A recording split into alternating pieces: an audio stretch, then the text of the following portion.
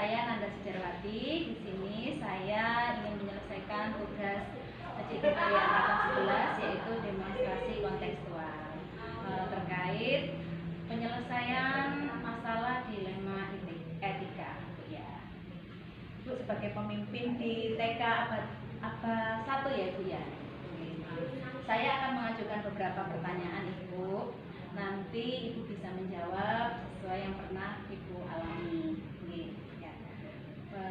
Pertanyaan pertama Ibu, selama ini bagaimana Ibu dapat mengidentifikasi kasus-kasus yang merupakan dilema etika atau rujukan moral? Cara mengatasinya itu dengan melihat apakah persoalan tersebut, kasus tersebut, yaitu dalam situasi tersebut nilai-nilai saling bertentangan atau masalah tersebut tentang nilai yang benar lawan benar. Oh begitu ya Bu. Karena kalau dilema etika kan etika itu benar lawan benar gitu ya. Kalau rujukan moral benar lawan salah. Jadi Bu identifikasinya dengan begitu ya Bu ya. Oke Bu.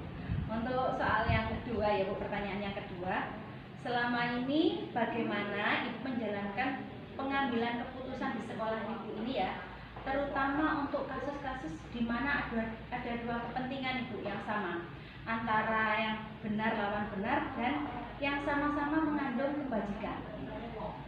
Kita akan melihat apakah kepentingan tersebut mana yang pertama dan yang lebih utama. Nah, kita akan melihat yang lebih utama yang kita jalankan terlebih dahulu dengan memetik peraturan yang sudah ada. Nah, di sini kan sudah ada peraturan yang biasa maupun dari sekolah yang sudah diterapkan. Oh, berarti diambil yang paling utama. Paling utama dari yang pertama. Oh iya. Kemudian yang ketiga ya Bu, langkah-langkah atau prosedur seperti apa yang biasanya Ibu lakukan selama ini untuk mengambil keputusan ya? Itu dalam mengambil keputusan, langkah-langkahnya itu mengidentifikasi masalah, mendefinisikan tujuan, ya, mengumpulkan informasi dan data relevan, melakukan riset atau penelitian, kemudian membuat keputusan di mana keputusan tersebut yang terbaik untuk menyelesaikan. Jadi banyak langkah ya Bu ya, dari mengidentifikasi masalah, mengumpulkan informasi begitu ya Bu ya. Memang akurat. Oh iya. Untuk yang keempat Ibu, hal-hal apa saja yang selama ini Ibu anggap efektif dalam pengambilan keputusan pada kasus-kasus dilema etika ini? Itu dengan dilematika ini yaitu dengan cara menggunakan 3 prinsip resolusi, yaitu berpikir berbasis hasil akhir, yaitu berorientasi pada aturan yang benar. Nah, kemudian mengutamakan rasa peduli, di mana di sini kan ada dulu kemudian banyak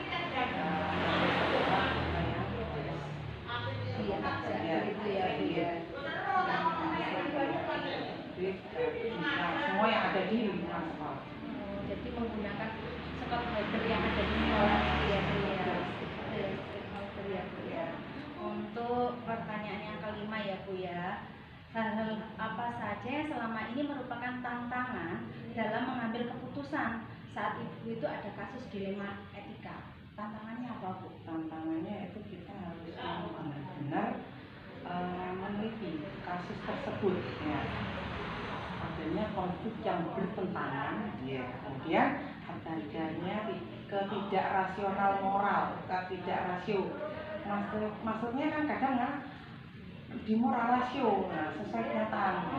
Misalkan ya memang ini nggak masuk akal ya, yang memang harus benar-benar rasional, masuk di akal gitu. Kemudian kita juga harus melihat perasaan, kita harus itu tadi toleransi perasaan orang lain, kemudian dilema antara benar dan salah. Jadi tantangannya itu harus hati-hati dalam pengambilan keputusan gitu ya Bu.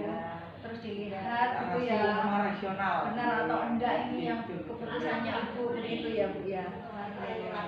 Kemudian untuk yang keenam Ibu, apakah Ibu memiliki sebuah tata cara atau aturan-aturan begitu begitu Bu,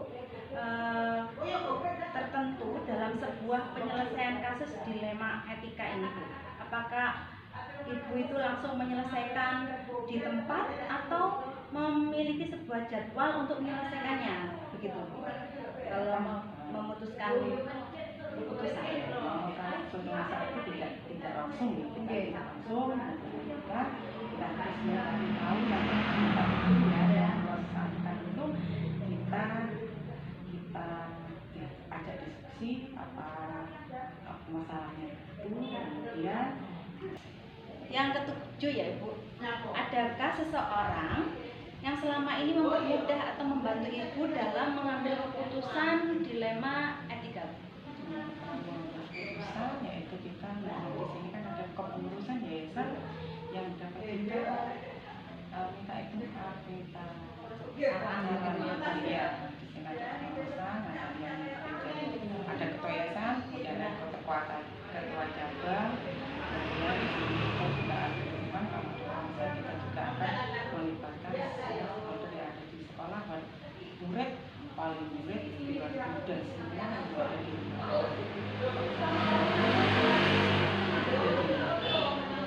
Berarti ini ya Bu, ketika mengambil keputusan itu selain berkomunikasi dengan dewan guru, wali murid, juga ada tokoh yang menjadi penguat ya Bu di ketua yayasan atau cabang itu ya Bu. Kita menjadi atasan kita. Iya. Kita menjadi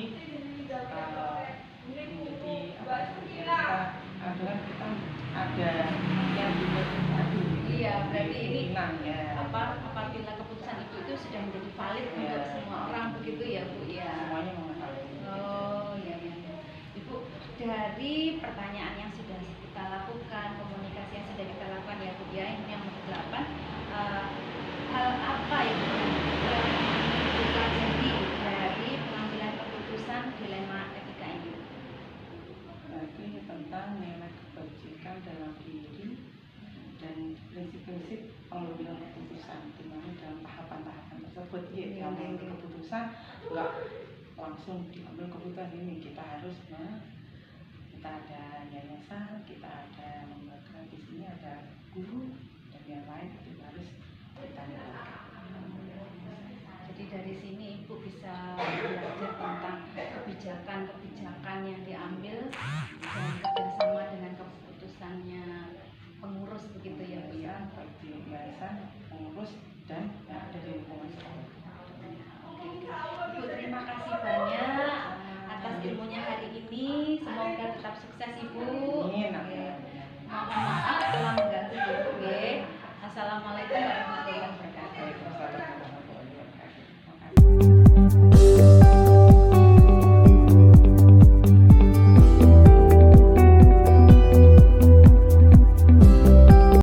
Assalamualaikum warahmatullahi wabarakatuh Ibu. Waalaikumsalam warahmatullahi wabarakatuh. Oke, saya Nanda Sudawati, PKP Angkatan 11 Ibu. Di sini saya menyelesaikan modul 3.1 yaitu demonstrasi kontekstual terkait bagaimana seorang pemimpin itu bisa menyelesaikan masalah-masalah yaitu dari kasus dilema etika itu. Di sini saya mempunyai beberapa pertanyaan untuk akan saya gali dari Ibu, nanti Ibu akan menjawab ya Bu ya. Itu pun boleh dijawab, boleh tidak ya Bu ya, bebas begitu.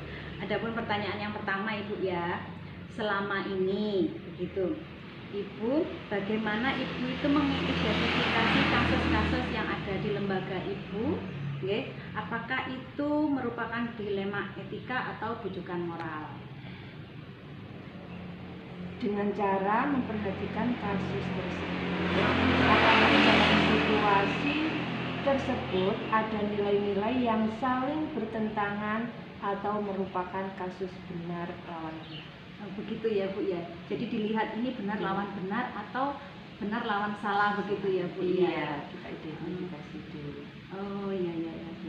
Kemudian untuk yang pertanyaan yang kedua Ibu, selama ini bagaimana Ibu menjalankan pengambilan keputusan di sekolah Ibu, nggih, terutama untuk kasus-kasus di mana ada kepentingan yang sama-sama benar, Bu. Di situ ada sama-sama benar dan mengandung nilai-nilai kebajikan. Yaitu dengan cara mempertimbangkan kasus tersebut dan mengacu pada aturan-aturan yang ada. Jadi Ibu untuk mengambil keputusan itu dipertimbangkan dulu, setelah itu sesuai aturan-aturan itu yang SOP-nya itu tadi.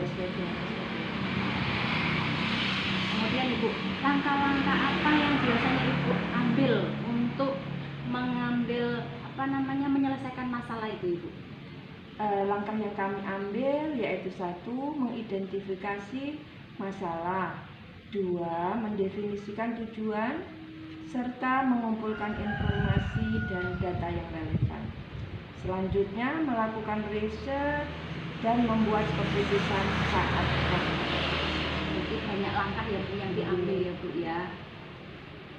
Untuk yang keempat Ibu, hal-hal apa saja yang selama ini Ibu anggap efektif dalam pengambilan keputusan Ibu? Yaitu dengan menggunakan 3 prinsip resolusi, yaitu berpikir berbasis hasil akhir, berorientasi pada aturan yang ada, aturan yang benar, dan mengutamakan rasa Jadi sama-sama dikaitkan ya.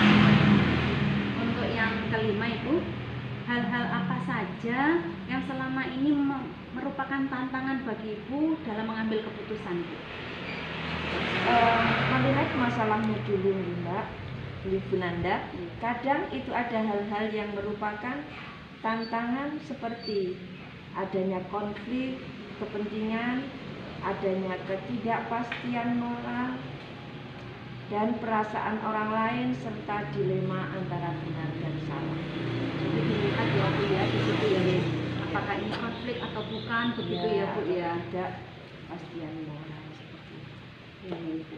Untuk selanjutnya Ibu, apakah Ibu memiliki sebuah jadwal tertentu dalam menyelesaikan kasus tersebut Ibu? Tidak. Jadi ketika ada kasus itu bagaimana Ibu? Ketika ada kasus ya baru kita identifikasi Dan ada penyelesaian selanjutnya langsung diadakan penyelesaian masalah. Kemudian Ibu, untuk pertanyaan yang ketujuh, adakah seseorang Ibu yang menjadi model bagi Ibu ya untuk mengambil keputusan-keputusan, memperkuat keputusan Ibu gitu? Ya, bersama Dewan Guru, siswa, dan stakeholder di lembaga. Oh, Ibu jadi untuk memperkuat keputusan Ibu itu bekerja sama dengan Dewan Guru. Mungkin ada pengurus atau orang-orang yang berperan dalam lembaga Ibu? Ya mungkin stakeholder itu yang ada di lembaga. Gitu ya. Ibu memanfaatkan yang ada ya Bu ya. Baik Ibu, dari yang ke-8 ya Bu ya.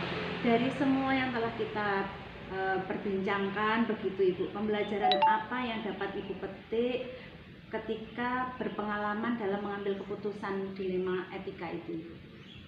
Yaitu nilai-nilai kebajikan dalam diri dan prinsip pengambilan keputusan.